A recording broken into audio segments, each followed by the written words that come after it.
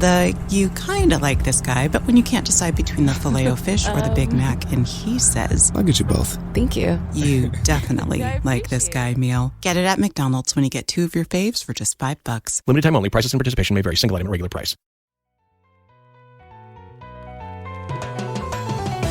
You're now listening to The Bradshaw Boys, a podcast where 3 relatively grown men binge the iconic HBO series Sex and the City.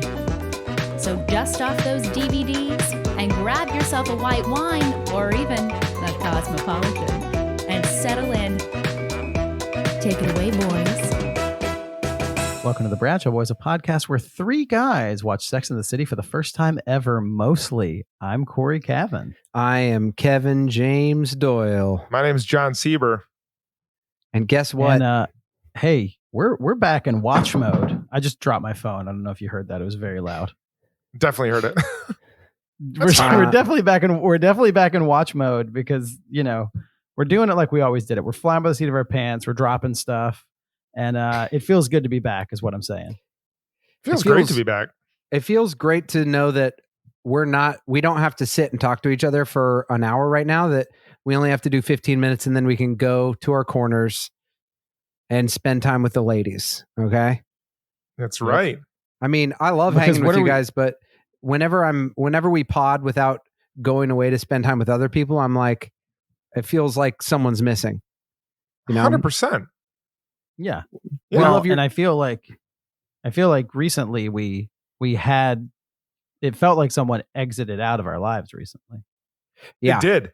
I mean, that was like, I mean, I'm sure the listeners can relate because everyone's told us how comforting the women of Sex and the City are to them, and how impactful it's been. But this has been 3 years of us, 2 years of us watching an episode of Sex and the City every single week, and then just like that, gone.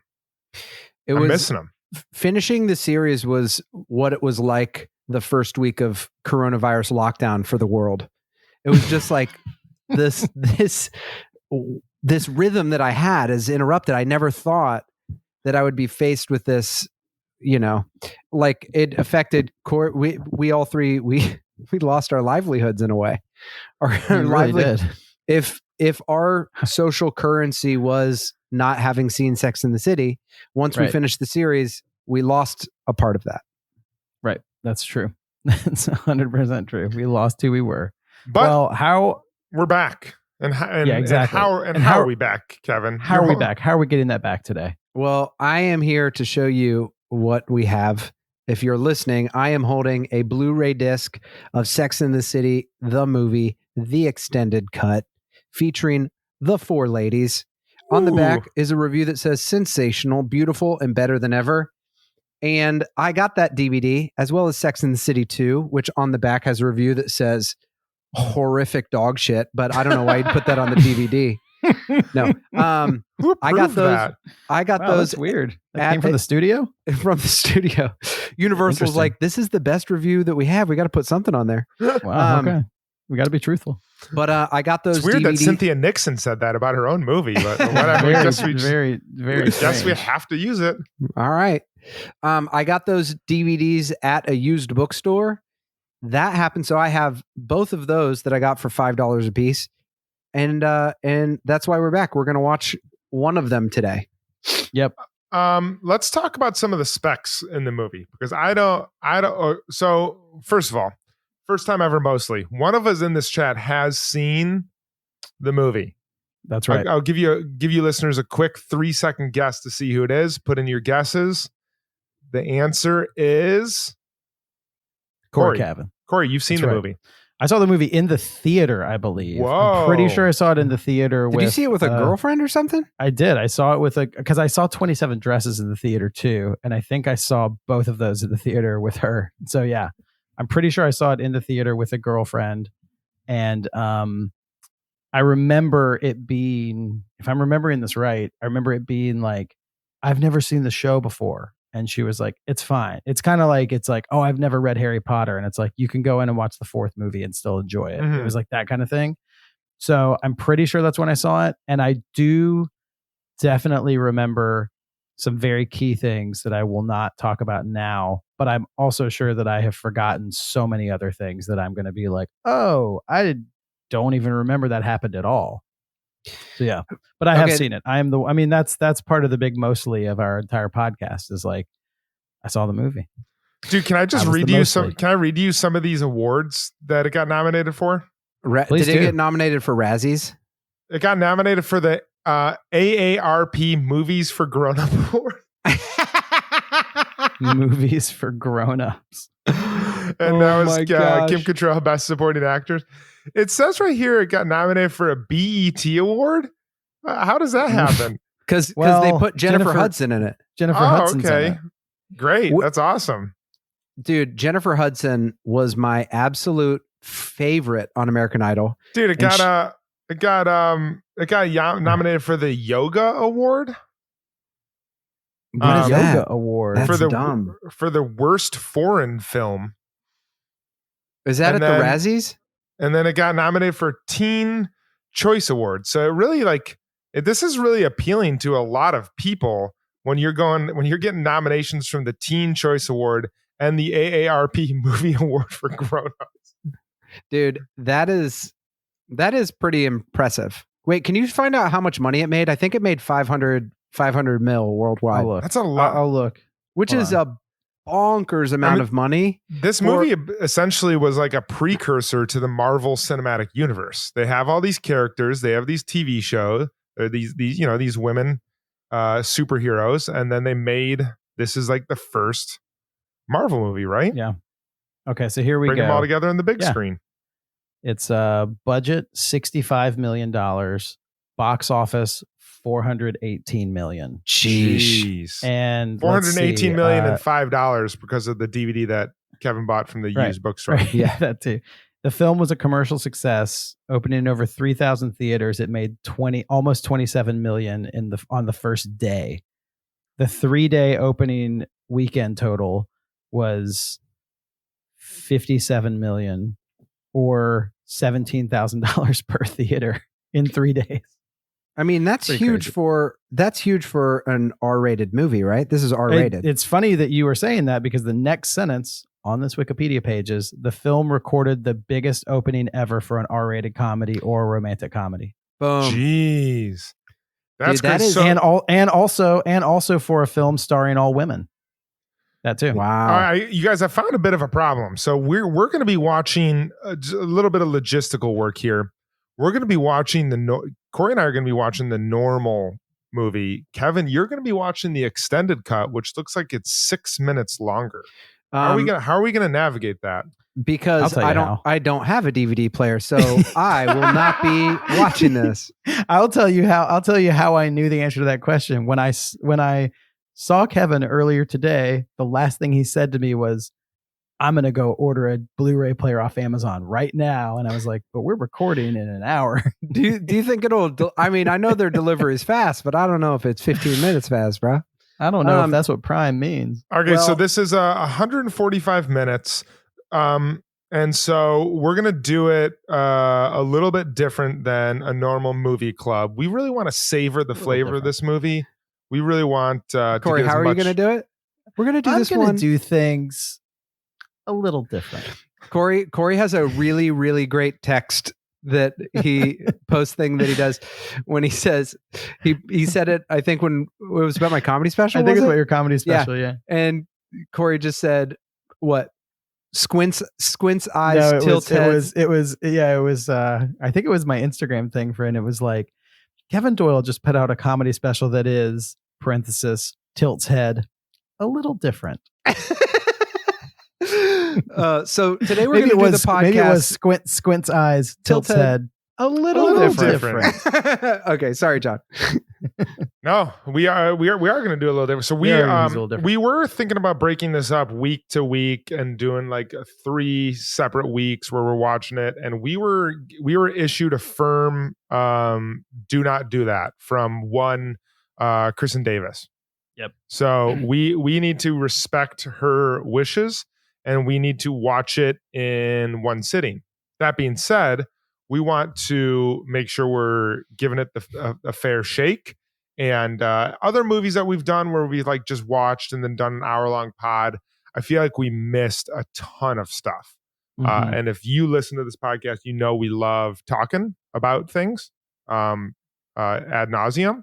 So we are going to watch it in one night, but we are going to record 3 podcasts in one night. So we're going to be watching and podding for a very long time tonight.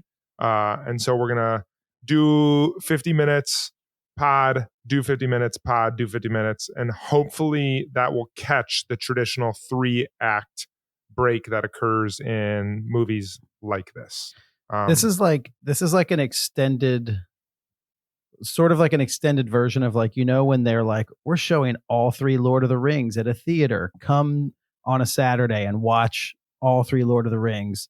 This is like, we are doing that. And and in between movies, we're going out being like, crazy first one. I can't wait to see what Two Towers is, but we're just doing that with one movie and break it in the middle to talk about it. And then going back to look at it. And it's like we're walking out to the bathroom to be like, that first act was crazy. Let's talk about what happened. So and I would say in our defense of like if Kristen Davis had a problem with that, which I don't think she would, I think in our defense, she's a follower of our Instagram, but we know that she is not necessarily a listener of our podcast. Right. Because if she was a listener of the podcast, she would not be a follower of our Instagram because she'd be repulsed by you. She'd be repulsed. She would never want to have anything to do with us because she would be like, okay, it's too much, Kevin. It's like I'm a human. I'm not Charlotte, and you cannot just put out into the world all over iTunes how much you want to have sex with me. That's not appropriate. I'm not going to say you're crossing lines, but you're definitely walking right up to them and you're pointing them out. Yeah. I'd say that. Yeah. Totally. But having said that, if you do listen to the podcast, my number is 330-265. I'm just kidding. I can DM her on Instagram. Nice save. I do think though, what you're saying, John, is absolutely correct. We're like, if you're a listener of the podcast, you know that since the beginning, since we started this, we like to take a hard left. We like to bring in some of the characters of the Bradshaw Boys universe, which is Ank, which is Cajun Feminist, which is talking about Turtle Talk, Steve Talk. And in order to do that well, we are not necessarily going to watch the film the way a purist, like David Lynch or someone would say. David Lynch would say, you need to get the room as dark as possible, and you need to get the biggest screen, and then shut out all distractions because going to the movies is a magical experience. We're not going to do that. No. Well, okay, this is a great... And he's right. He is absolutely right. He would be very mad that the first time I watched Blue Velvet was on a cell phone on an airplane. He would hate that. Okay, I this is a great question though that we can have this discussion before we sit down to watch it. Okay. Would be like, what is the difference? And I mean this like philosophically or storytelling wise. Yeah. What does it mean to be alive? No, I'm kidding. What does it mean? Like, what is the difference between a movie and a TV show? Because they're taking. I mean, how many times was it done before this? It wasn't a normal thing to do. MASH was movie to TV show. I know Entourage did a movie, but it was like not a smash hit and it was really dumb and I watched it. But like, what is the difference between what you're trying to accomplish with a TV show and what you're trying to accomplish with a movie? And then we'll get into the character version of that, of what's the idea that you have to have? I know this is going to be based around a wedding because I've just known that, but that seems like right there seems like a difference between a movie and a TV show. It's like it's Carrie and Big's wedding. That's what is going to get him to the theater. I will read you a thing that someone sent to our. I'll read you this that someone sent to our Twitter, and I don't want to color either one of your experiences of what you're about to watch, but I think you'll be fine with this. But this person says, "I have some very This is at Katrina A. Brandt. And she says, I've got some very unpopular opinions on the movies. The first was bad because it was 100% drama and didn't fit the tone of the series. As someone who has seen it, this is Cory speaking. I don't agree with that, but she said it's very unpopular. And then she said the second one is at least somewhat fit the tone of the series, but it was awful and offensive in so many ways. But then the thing that she says that I think is very interesting that probably changes the show versus this, she says both are just like high budget fanfic. So what's interesting is like you finish a groundbreaking television show like this, and in the 6th season, people are like, are we going to do a movie? And then I wonder if it's like a year afterward, Michael Patrick King and Darren Star, whoever's like kicking this idea around, and someone's like, let's do the movie. How do we encapsulate this? And I think the term high budget fanfic is like it's like, okay, we're going to do the movie, especially the first one. You're like, we got to have this. We got to have this. We got to elevate the big Carrie story. We got to do that. So it's like, you got to pull in all these elements that you can't just pull in a 4-character arc, 30-minute episode, Yeah. Yeah. I mean, it seems like when you think about the stakes of what they were trying to do, it's like when you go out the way they did, and it was interesting, actually, after we did the last episode, it was interesting. There was a lot of people that did not like the final 2 episodes that after watching it and then posting about it, I feel like people that we follow are pretty smart at like not ruining things for us. Yeah. Because a lot of people came out, they're like, I did not like it. Carrie wasn't in New York. The people weren't together. It was too dramatic. And I was like, I never heard that along the way. I always heard it was perfect. And I thought it was perfect, to be honest. But it is interesting to then, to land a plane like that. And then it's easier to walk out on top. And instead what they chose to do is like pick up this mantle and attempt something that was really difficult. Sounds like monetarily and at least relatively critics wise and fans wise, they accomplished it. And then they just came back and they're like, let's try it again, and then whiffed it. But it just seems, and now they're probably going to try it again. But for something with such high expectations, it does seem like if it were me, I'm like, do we try this or do we just go out on top? Like we did the undoable already. Do we try it again? And a lot of people don't. But so cheers to them for attempting it, I would say. I would say so. Maybe some people will feel that way about this podcast. They'll be like, you know what? The guys did a 3-episode one. It was like high budget Bradshaw Boys fanfic, to be honest. Yeah, it was high budget. They tried to bring back in all these characters. Cory dropped his cell phone at the beginning.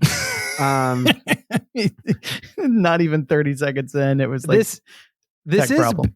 I will say this is our biggest budget podcast, and that is because the last time we recorded, I destroyed my laptop because because people don't like me drinking water on this podcast, and I spilled 48 ounces of water all over my laptop, and it died. And so this is a brand new computer that I'm recording on. So this technically is our Hollywood big budget time. Yeah, he bought a brand new one today. Hopefully it yields 10 times the amount of return that the Sex and the City movie did too. That'd be nice. I hope this podcast makes $17,000 per listener, the same way the movie did per theater. Yeah, they could potentially go to our Patreon and give half of an average American salary to us just for listening to this episode. That'd be worth it. Yeah. Speaking of which, go to our Patreon and do that right now. Go get you some extra episodes and give us $17,000. Or go to our Patreon and give us $5 and give us $5 and get some great episodes. Yeah. All right. And go ahead.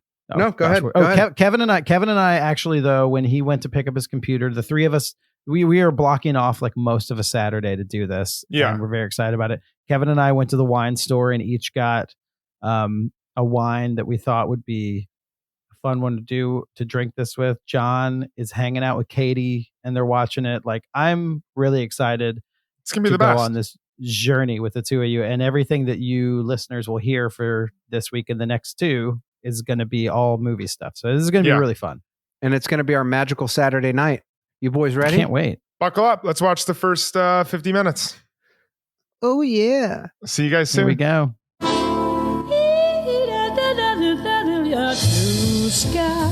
After years of living in the city, I assumed that if my friends and I ever got our fairy tale endings, that would be the end of the story. Hello. Welcome home, baby. I always knew she'd marry Big. You thought that after the second breakup? Yep.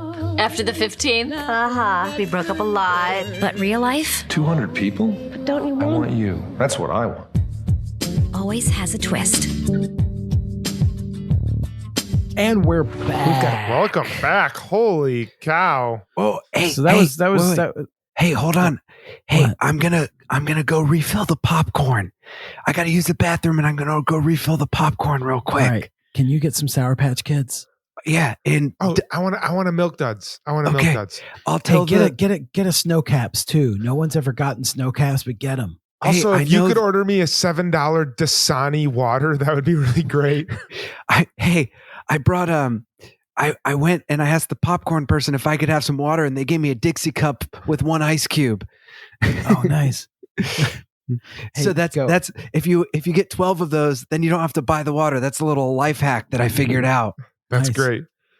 I know So- the projectionist, so I'm gonna see if you'll stop it. Kevin, I feel like you like worked in a movie theater when you were like in high school.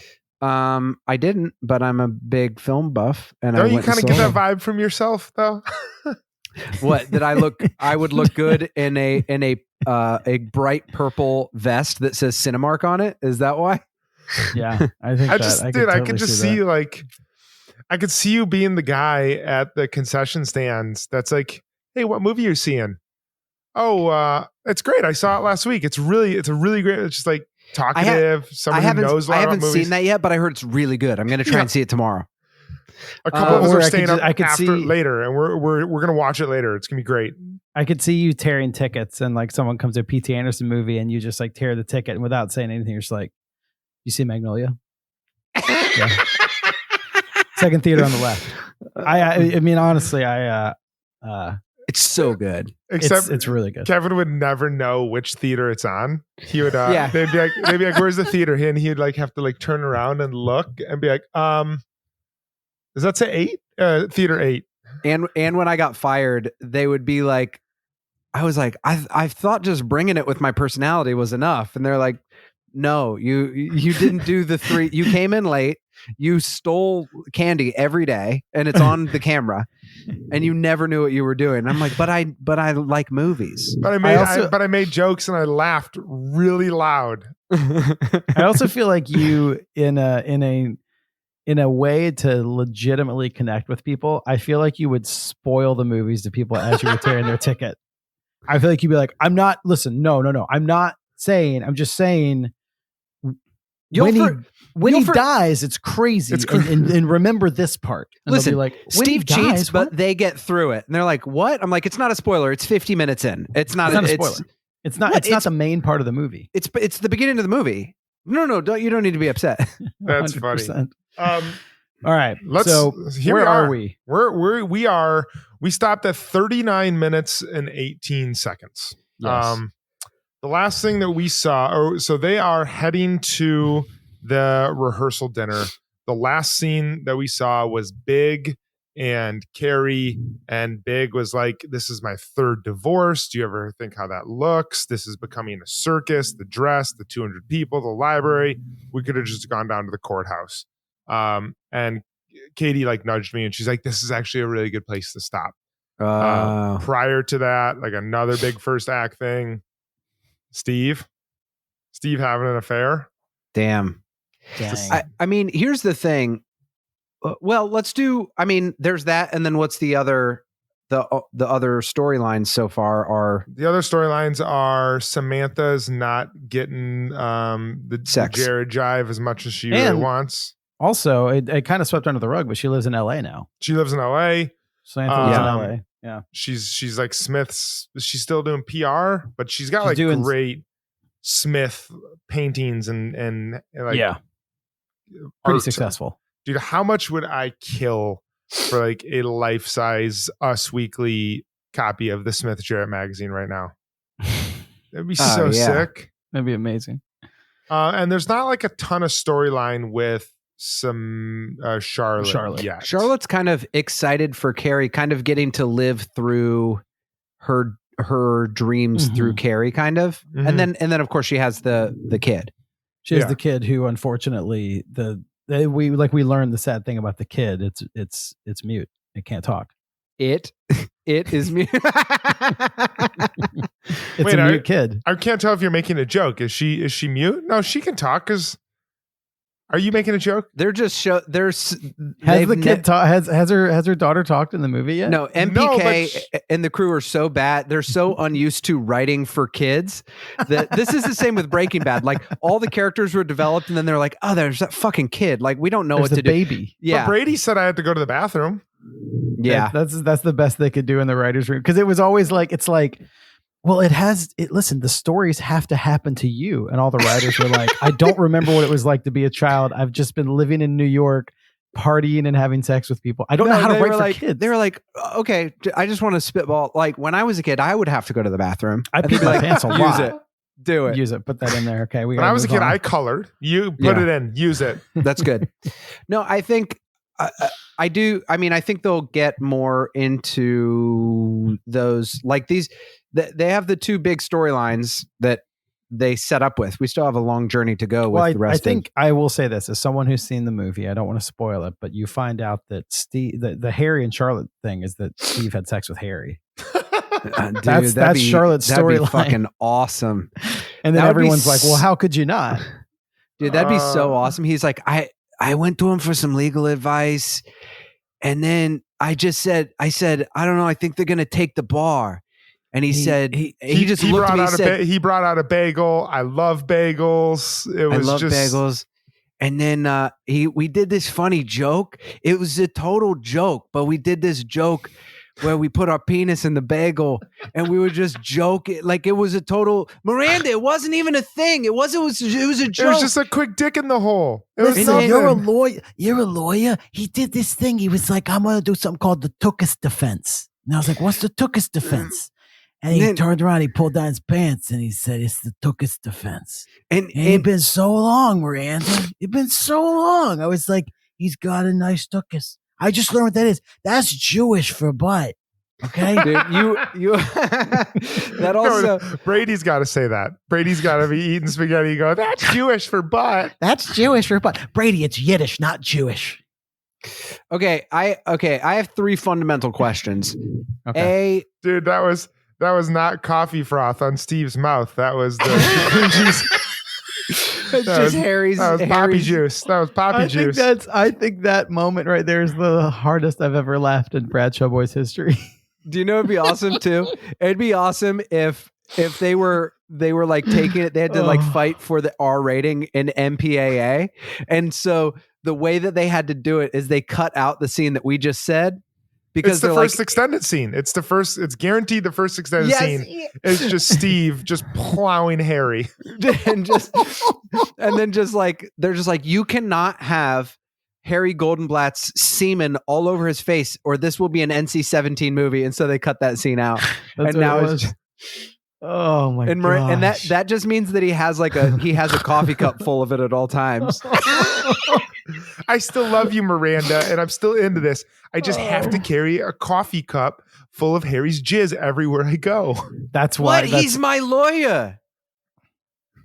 What does that have to do with it? Because we have okay. We'll get to that when we do the extended scene. But you guys know that. You guys know. But okay. Here's I think three fundamental questions I think we can talk about. A, stresses of weddings, which is one. Mm-hmm. B, cheating, and C, also known as 3, is what's a healthy amount of sex. Mm-hmm. How often? Because we talked about that recently before that being and it just seems like it makes so much sense that they made this movie. Now she said in the beginning, this isn't like what it's like to fall in love. It's once you are in love, and that's exactly what we were talking about. So before we get there, in classic B-Show Boys style, since we're splitting this up into 3 things, John, can you just give us a flyover of what we've seen so far in case anyone hasn't watched the movie in a long time? So we just watched the first 45 minutes. So the first 40 minutes. The first 5 minutes is like a high level summary of the stories that happened in everyone's life. It was actually really cool, well done. How it was like it was like from Carrie's book, and you see like Charlotte's story, Miranda's story, Samantha's story, and then it ends with Carrie's story, and her and Big are looking at an apartment. They find an apartment they love. Big decides to buy it. But then Carrie goes to an auction to buy something for Samantha and gets spooked out in the bathroom at this idea of 10 years down the road, what happens if their relationship doesn't work out? And From that Carrie, woman who's like the ghost of relationship future, basically. That one woman who just tells that story. Yeah. And so Carrie gets a little spooked out, confronts Big, and is like, I think I want to she says she wants to sell her place and use the money to help build, or does she say she wants to keep her place? I don't remember. She says she wants to sell it and Big is like, why? Yeah. And she's like, I don't know if she says for us, but yeah, she basically wants to help build towards help their build place, a place their life rather than together. just have Big. And then Big's like, let's just get married. And she's like, what? And they basically decide that they're going to get married. Meanwhile, Miranda and Steve are in Brooklyn, and they haven't been having sex as frequently as Steve would like. They're finally having 6 months. 6 months. They're finally having some sex after a really good Italian meal. Where was that? I don't know. I almost thought it was like a Midtown place or something. I couldn't tell. The vibe looked really good. Yeah. It reminds me of this place in Park Slope called Bella Goya. I'm not sure if you've ever been there. Fantastic place. Fantastic place. Shout out to Never Bella been Goya. to Bella Goya. Bella Goya's meat and cheese plate is the most underpriced thing ever. It should not exist in New York. It's like three these delicious meats, three cheeses for what? $28? I think it's like $18, and it's What heaping. is this place? Yeah, it's Union Street and 4th Ave. It's insane. Oh. Very good. Is it on the? No one outside New York cares, but they have their own olive oil. That's I think I've walked by that place before. Okay, It's very That good. looks It's very amazing. unassuming. Very good. That's incredible. So they have this nice Italian meal. They come home, they're having sex, and Steve wants to change positions, wants Miranda on top, and she says, "Can we just get it over with?" And so Steve kind of gets hurt by that. They do a little chat and chew about it. They discuss how often they're having sex. Paralleling that, Samantha is in Hollywood with Smith, and Smith has to go to bed to get beauty rest. But before he does, he reveals that he bought Samantha this beautiful ring that she was after, and then Samantha turns into a little peeping Tom. Her neighbors are having sex, and Samantha becomes a little bit of a meat gazer. Samantha's a meat gazer. I do want to point out the fact that you've used the term meat gazer as long as we've known you, but I don't think it's ever made it into the podcast before. Yeah. John you do have a great vernacular of words that are just ready. It's amazing. You just I would have had to think for 5 minutes of what that is, but that's the perfect word. She's a meat gazer. She's definitely a meat gazer. And so, yeah, so she's also not having sex as much as she wants with Smith. Meanwhile, Carrie's wedding, that was a small, unassuming 75-person wedding with a really bland, boring wedding dress, she's now wearing designer fashion because of a Vogue shoot. And 200 people at the New York Library, and Big is like, what's going on? This has become a circus. And so that's, I think, is a flyover. Did I miss anything? Yeah, no. No. First things first, before we get into story, I would just say that you buy a ticket, you sit down, and then you're like, okay, let's see what this thing is. It's such a good job of the fan service of just being they do the song, but then it's then they let Fergie come in and lay down some tracks. Yeah, they let Fergie come in. They do they have those crane shots of New York. That's hey, this is Hollywood. This is not just HBO anymore. Yeah. But then it kind of reminded me of the first episode of the whole series, when it was only she's on the other side now. Yeah. And it was just here's these young people looking at me, and I don't know, it was kind of it's so we've all lived through New York in our 20s, and now we're moving into our 30s or later, and it's there is that other side to New York where you'll be walking around. Granted, I haven't walked in Manhattan in 10 months, which is crazy, but where you see the 10-year younger version of yourself, and you're like, yeah. I know what you're all about. Oh, you my have gosh. $80 in your bank account and you're going to go get blackout drunk with your friends tonight. Like I did that. You're me 10 years ago. So like that, they did nail that aspect of it. Yeah. And that is such a real part of the city. It's a real part of life, but I think it is an even very much more like distilled version in New York when like you come here for specific reasons. She's like, I want to be a writer. And it's like, all right, now you're a writer at Vogue. And you see like these young fashionable girls that are like, I hope I can shop at Bloomingdale's one day. And so it's cool. It's cool to get to watch that from Carrie Bradshaw's perspective as well as your own if you lived here. Totally.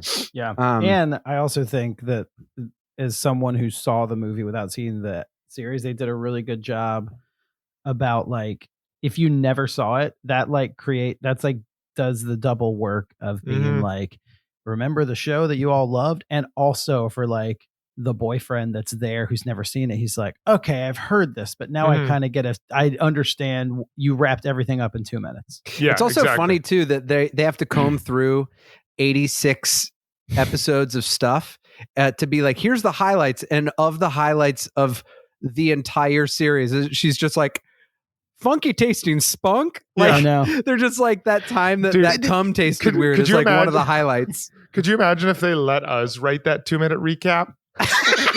It's Kevin. He's like, all right. So there's pork pie.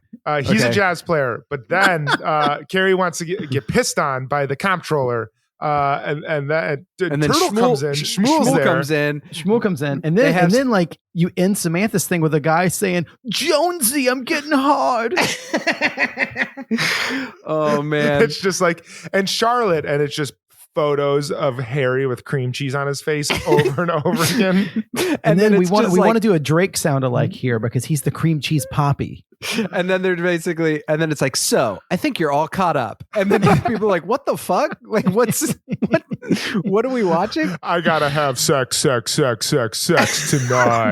And it all comes back around to Capote Duncan. Dude, if it was Fergie featuring Jeff Nordling playing Capote Duncan, just being like, New York is a crazy place and everyone wants to have sex tonight. All right. Dude, if Fergie and Jeff Nordling laid down a track together, that would be so sick. Oh man, let's see if we can get Fergie on. Okay, so the only misstep that I'll say that I saw in this intro is you can definitely tell they're laying the groundwork for being like, you liked the show, well, this is bigger and better, and that was all represented in the biggest fucking flower I've ever seen. Like, it was so ridiculous. It was to the point where it looked comical. It literally looked her like giant flower. Oh yeah. Yeah. It looked like when Norm Macdonald played Burt Reynolds on Jeopardy and put on the cowboy hat. It was like, I'm Turd Ferguson. And it was just like, why? Big hat. Like, it's funny. It's funny because it's a big flower. hat. It's fashionable. It's a flower because it's bigger than a normal size flower. Because on the show I had a flower, but this is bigger than a normal size flower. Oh man. So could you imagine the comedic version of that flower though? Do you know that what's that Key and Peele sketch where they're like wearing hats? Have you seen that one? No. Oh, dude. Yes, and they just keep. It's like got a guy with a hat with the sticker on it, and then he's like, "Cool hat." And the next day, the plastic and everything. The next day, the guy's got the hat with the plastic. The next day, it's literally a person on his head sewing a hat. It's just oh my gosh! What would be the comic version of that flower? It would just be like her and I don't know. I mean, close to what it was in my book. Yeah, I mean, how do you get bigger than that? Like that was as big as it could be with passing for fashion. I know we don't normally get the fashion, but this is the size things would need to be for us to understand fashion. It needs to be that big and that flashy for us to even recognize that Patricia Field was involved in the show. Yeah, we only pick up the scent when it's ridiculous and like comedic. Yeah.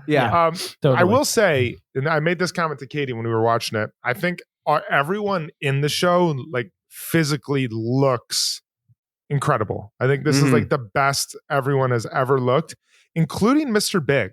Like, yeah, I think like when he's lying in bed and there's like silk pajamas with his shirt open, I was like, dude, he's Noth's in shape. He looks great. Yeah, and I he never looks thinner in the face during the whole time. Exactly. And he's got like a little silver coming in the sides. Like, I think just like age really like suits him really well. Because like I think in the beginning he's just like kind of looks a little comical.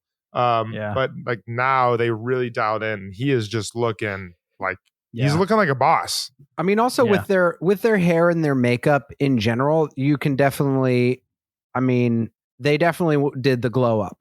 You know what I'm saying?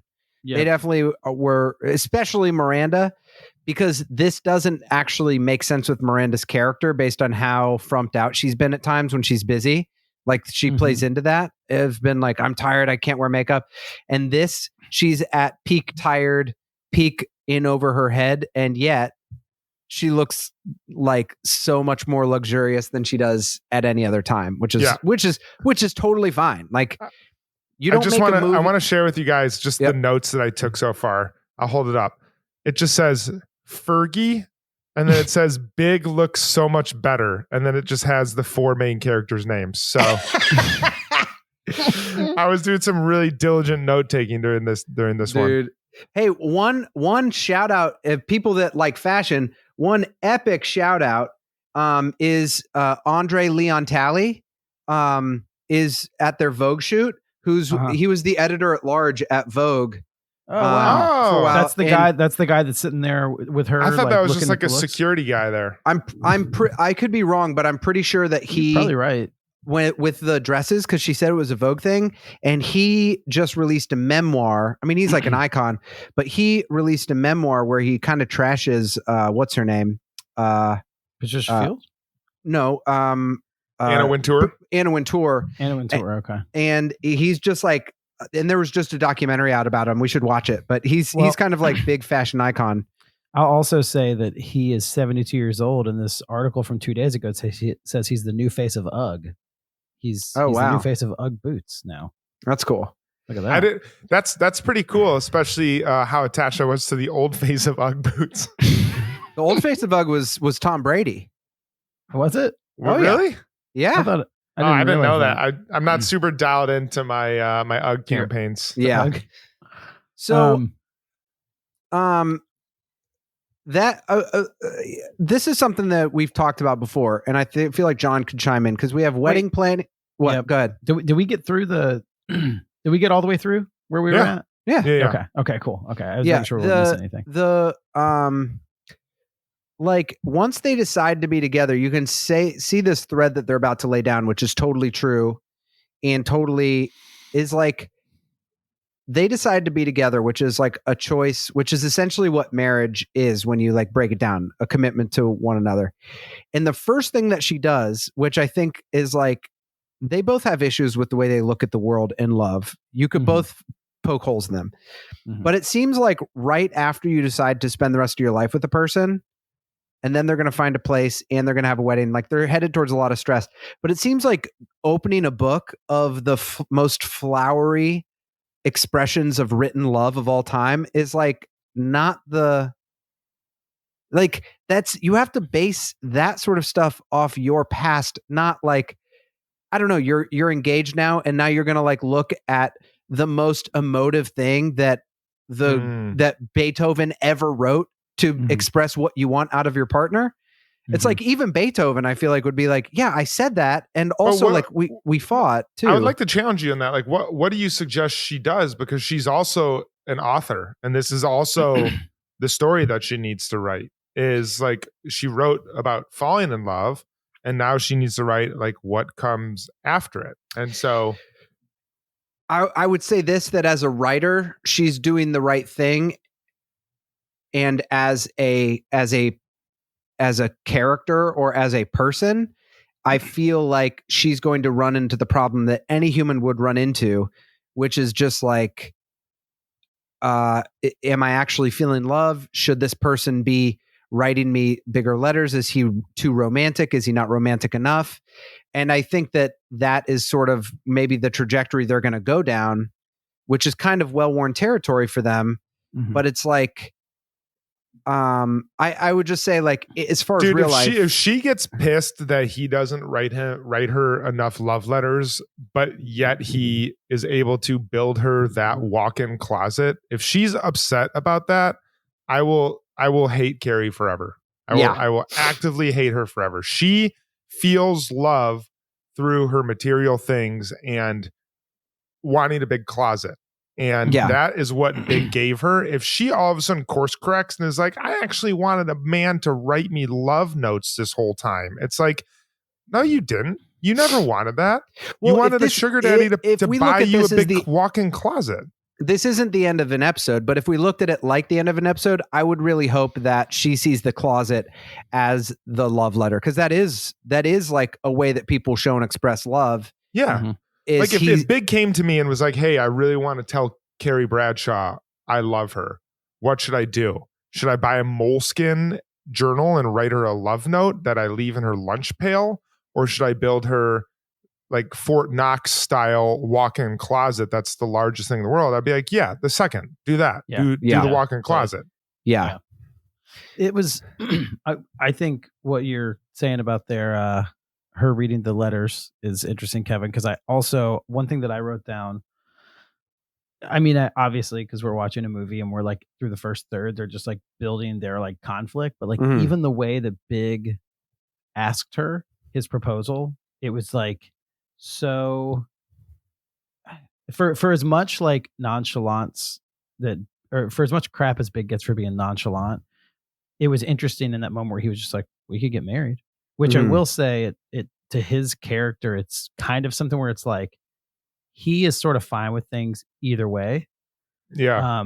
Always. But, well, maybe not always. He came around to just being like, I want to be with you. And it's however we can do it. But it did make me wonder, I couldn't help but wonder, if they're like setting up this like red flag thing of him sort of just casually over dinner being like, let's get married. And that's going to set off the romance flags for her. And then his whole thing, it's almost like, did he even want to? And no judgment on it, but he's just like, if it'll make you happy, let's do it. Yeah. Expecting that it would be really low key. And now it's just like blowing it more and more up with her. And it's going to like, neither necessarily are wrong, but it's going to just keep pulling them in opposite directions. Yeah. I may have said this before in the past about relationships or engagement, but like if there's any surprise on either party when it comes to an engagement or a marriage, there's a lot of communication issues there. Like sorry, what were you going to say? I thought of that exact thing that you have said multiple times. I was listening to a podcast the other day and they were talking about, the podcast was on making hard decisions. And it was like an NPR thing of like how to make a tough decision. But one of the things they said is they were like a hard decision doesn't necessarily, like there can be some decisions that are easy, but they are tough because they have consequences. And one of the examples they gave is they were like, marrying a partner often should be an easy decision. It's just hard because it will change your life. Totally. And they were like, yes, it's going to be hard because you might have to move in together. You might have to combine bank accounts. Like it will have consequences, but they were like, but it may be a very easy decision to you because you're like, I love this person. I want to spend the rest of my life with them. And it's like, I think when someone's like, I had a conversation with someone about this not too long ago, and they're like, I really want to get married to this person. I'm not sure how they feel. And I'm just like, what? Like when Carrie was like, I didn't know that marriage was a possibility. I'd always just assumed. It's like, what are you talking about then? Like, marriage for me? Yeah, it was like, there was going to be changes. My life was going to look different, but like, it was a very easy decision. I knew with 100% certainty what Katie was going to say when I asked her to marry her. And it's like, if you don't have that sort of communication in your relationship, it's like, what planet is your head on right now? Yeah. So I don't feel great that you shared that conversation that we had, John, because no, I'm kidding. Whatever you were just saying that. Yeah. No, I think that you're right. And I also, as someone who has been engaged and asked a girl to marry him, and then said, "Get the fuck out of my life, bitch." No, I'm kidding. We broke I remember up. when you said that. That was a hard discussion. Yeah. To be there for with that restaurant full of 80 people when you yelled that out. That was tough to see. It was tough. But it was before that, one thing I did get out of my life was this weird romantic obsession with like the surprise element, that it's like, yeah, something should be beautiful and a surprise. That the emotional relational part is not why. I think sometimes you watch movies, you see someone like get down on one knee and you're like, oh my God. And you're like, oh my gosh, there was a surprise there. Yeah. But what you're seeing is two people, hopefully, that are in love, and they're surprised because the expression of love.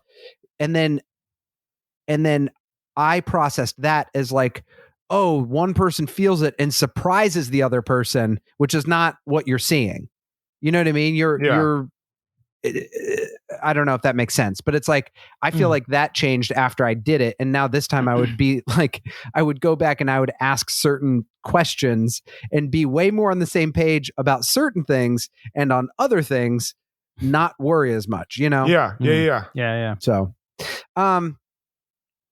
I feel like, John, we'll have plenty more to talk about with the wedding, because they're going to be planning the wedding, which I feel like you have some cool stuff to talk about, because you and Katie's biggest fights had to do with your wedding. Are we allowed to? I mean, we've talked, you know. No, that's 100% also, true. And involving one of our old guests, Harlan Elford. Yes, the dancer. Yeah. I also did think about your wedding, because when Big and Carrie, you know, when she's growing the wedding out more and more, I think you and Katie are pretty level-headed people and level-headed friends. And you guys had it wasn't, you know, you weren't trying to get married at the New York Public Library, but like your reception was incredible. Thank you. And it was amazing. And I can imagine that I was like, one thing came to mind is I remember somebody I used to work for, who he was like kind of like a mentor to all the people on the staff that I worked at. All these people were like getting engaged and stuff, and he was always like, a marriage is not a wedding. And I remember thinking about yours, where I was like, these are two people that really love each other, that are pretty level-headed. And I can imagine it was stressful to plan such a big thing, because it's like, you know, the three of us have planned live shows. Kevin and I have planned like pretty like massive shows together, and like you're with your friend and you're excited about something. But like a wedding is essentially like planning a show and an event that is also signifying a relational and legal commitment to someone. Yeah, totally. And so then it's like, cool, let's throw all these things on top of it that is essentially a big party we're planning. And then it's like, who are we going to cut from the list? Like, that's got to be really stressful. That's where I think this is a great idea for a movie, because it's something that is like, on one hand, Cinderella, you get to live through the excesses of what Sex and the City is, like the fantastical element. And also, if you're going to see it, it's like everybody knows some of this stuff. Like everyone, you know, that are going to see the movies. The shitty thing that you don't think about with like when you're planning a wedding is the actual, when you come down to a guest list, is like there's actually a line in which like you have to say like, you, this person are invited, but you, this person are not invited. Yeah. And those people oftentimes know each other, and you just have to be like, yeah, you didn't make the cut. Dude, like, I was terrified. I was really nervous I wasn't going to be invited to yours, because I was get like, out of here.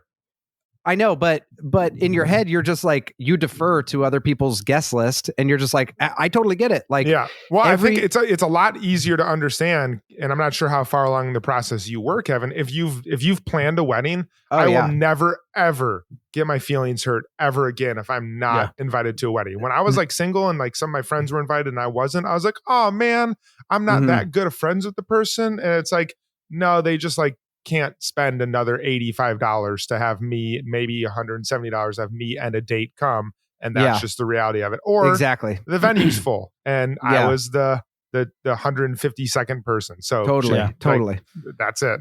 I was a late ad to a wedding recently for some people, and I filled in a spot for a date, and then I got a text being like, "Hey man, we're so happy to have you come. We can't afford you to bring a date." They were like, so-and-so who's coming is also single, and you guys can hang out. Yeah. It's like, cool. Great. And it's like, that's, but it makes sense. Yeah. What I want to talk about real quick before, I know we have to wrap this up, is Steve and Miranda. Good Lord. Yeah. Let's talk about that. Cheating. She seems to be like planting the flag pretty hard on the hill.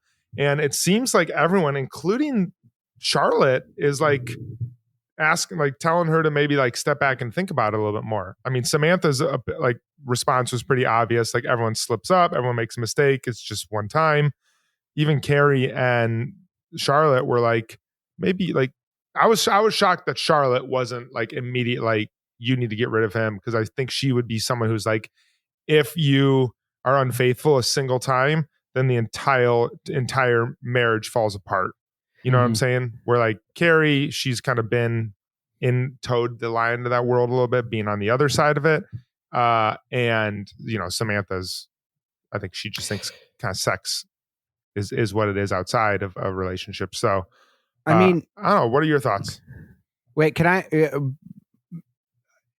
like, what are your guys' thoughts on cheating? Like, what would it be like to, I guess, put ourselves in Steve's shoes and put ourselves in Miranda's shoes? I guess I'm a guy, so I'm going to relate more to Steve just as a character because I have the whole way through, you know? And I will say I knew it was coming. It was more sympathetic than I thought because he came to her and he did say, like, I did this, I felt horrible. And then he did the thing that people argue whether it's selfish or not. He did put that on her. Like, she's kind of like, yeah, you did this because you felt guilty. But he is coming to her before she finds out to try and make it right, which is sympathetic. And then also, I don't know if I would be able to be with someone who, I don't know if I'd be able to go through the work to repair that after that breach of trust. It would be really, really difficult for me. I don't think the way that it plays out, I don't think I'd be able to like climb into bed with them the next night, seemingly, that they were doing that she was just like, he's like, Miranda, it's still me. And it was like, whoa, I feel like you would at least be on the couch. Like, you know, even without fixing the mirror. Move for him to go bed first. And like, hey, get up, dog. I was like, hey, buddy, move. You just cheated on your wife. Yeah, you go get a fucking STD test before you get in that bed, you fucking loser. Exactly. Oh Maybe gosh. It's like you should go sleep under the bar at Scout for a couple nights. I think that like I don't know. Like, I think we all know people who've been in at least a dating relationship that have been cheated on or cheated with someone. I know marriage too. I know people that have gotten divorced, and I know people that have worked through it. Both. Because I'm trying to think if I know that same thing. I know at least dating. I think it's. I have never been in that position myself, but I would say that like it's. This is like so tricky. I would say it's like never just black and white. But I don't say that in, you know, giving anyone a pass to be like, listen, it's complicated. Like, it's always a terrible thing. And I think that's the black and white thing is probably a thing where like they're all talking to Miranda where they're like, it's horrible, but he said it just happened. He's torn up about it. It seems like it was the not best case scenario of the worst case scenario, but it's like, it seems like it was like a physical thing. And I guess like without trying to excuse anything, I think what comes into play when you're married with a kid is like, there are consequences that you have to look at for both of you. And that's like where they're at now, where it's like, all right, like this means that Steve already did a thing that's gonna really affect the way things go. Now looking forward, how are you both going to try to repair? It's just like what you said, Kevin, of like, it takes a lot of strength to try to repair something like that. Yeah, I can't imagine it. I bet it's horrible. I think cheating is a symptom of oftentimes like a cause that is greater than like sexual infidelity. And so like, I'm John. I always have the wisest take that is probably correct, and I didn't even think about it.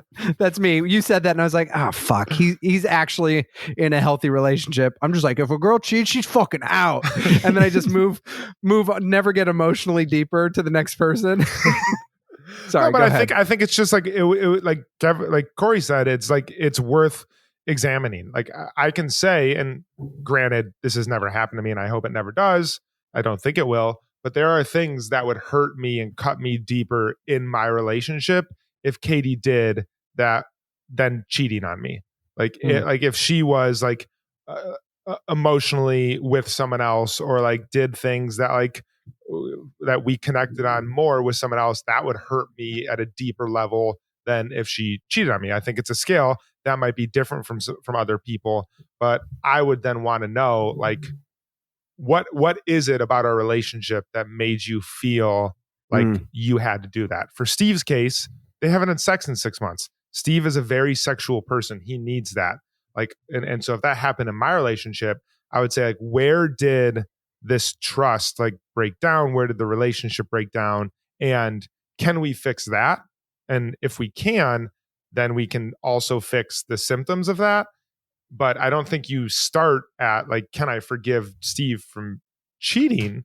I think you have to say like, is this someone I can be in a relationship where I can have sex with them for more than 6 months at a time? Because that is what like we need for this relationship to be healthy. Does that make sense?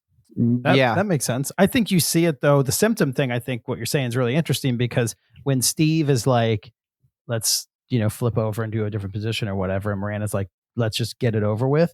You see that it's not just a physical symptom. Like that actually like hurts him to where he's like, just get it over with. I mean, Miranda, like it seems in the first part of this, Miranda has contempt for Steve, which is like the most like destructive thing in a relationship. And so it's like, why do you contempt me? Like, why are you going to get annoyed when I tell you you have milk on your face? Like, why?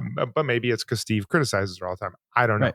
There's stuff they got to work out. One quick thing. Oh, go ahead, Kevin. Well, the one thing I was going to look, and I looked, this is on the family studies, and it shows, or it's the infidelity studies, and it shows that basically it escalates for men and women. Women cheat more than men 18 to 29, and then men more 30 to 39.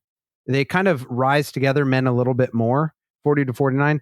But it seems like it just says that men cheat like 3% more. But it seems about like the same trajectory, except for later in life, women cheat less. But just once you get to like 50 to 59, men kind of like skyrocket, which is interesting because that is like, I don't know. It's just interesting. So men cheat more than women is what the main thing is. There's a that's interesting. That's very unsurprising. Yeah. I mean, I thought there'd be something more shocking there, but I do think you're right that this probably plays directly into Steve's insecurities and Miranda's. I mean, it's like you could probably see this coming from their first few nights together, that down the line they would have a thing where like Steve wants to watch the game and cuddle with her, and she's like, I want to go to bed. Like that's the same thing. And that actually he's not just horny. Like that is the way that he expresses love and connects and feels safe and feels, comforted in his relationship.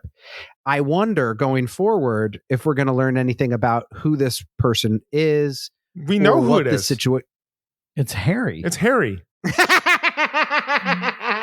We discussed this already, Kevin. We know, like that's what's going to happen when we go back and watch this movie. Yeah, it's going to be dude. Harry's. We got to wrap it up. What's Cory? You had one more thing you wanted to interject here. This is the thing. I want to watch more movie. Yeah, we got to watch more movie. There's a relationship therapist named Esther Perel who's like very popular, and she did a whole thing on infidelity, and she talks about like what you're saying is a symptom of a bigger problem. And she was like, divorce, there's a quote from her, divorce happens now because we are unhappy, divorce happens now not because we're unhappy, but because we could be happier. And so then she says, and when she's talking about gets super pumped up by social media. Completely. It's like, oh, you're lonely? Yeah. Just go ahead and turn on that Instagram. Gosh. Turn on that Totally. TikTok. It's like, look how much better your life, like, quote unquote, could be. Yep. And then she talks about when she says when she's counseling couples where there's an affair, she's like, we will have many relationships over the course of our lives, love relationships. And she said some of us will have them with the same person. Oh. And so she basically tells people like, your relationship with this person is over now. Do you want to start a new one with them or not? And it's like Miranda and Steve, like that's like super interesting. That like shit's deep. That's like, it's done. Now do they want to continue to go on and have the next one with each other? Or does he want to continue with Harry? That's the real question. I guess we'll find out in the next episode here. Well, hey y'all, thanks for listening. We're a third of the way through the movie. We're going to come back next week and you'll hear what we think about the rest of the movie that we're going to go watch right now. For us, it's really going to be 30 seconds later. So we're going to continue right back in this vibe. Yeah, Corey, are you gonna pop your wine for this one or the next one? Let's do the next one. Let's do the next one. I think Katie wants to come in on the finale part too. Cool. Absolutely. We're gonna have Katie come Absolutely. in. Okay. All right. Awesome. Check out our Patreon. Love you. Thanks for listening. We're going to watch the rest of this movie. Bye. Later, taters. The Bradshaw Boys stars Cory Cavin, Kevin James Doyle, and Jon Sieber. The show is produced by me, Jeremy Balon, and narrated by Katie Sieber. This podcast is part of the Seltzer Kings Network. Check out all their great podcasts at seltzerkings.com. You can find the boys on their socials at The Bradshaw Boys or on their website at thebradshawboys.com. And as always, if you see them in the street, tip your glass. Thanks for listening.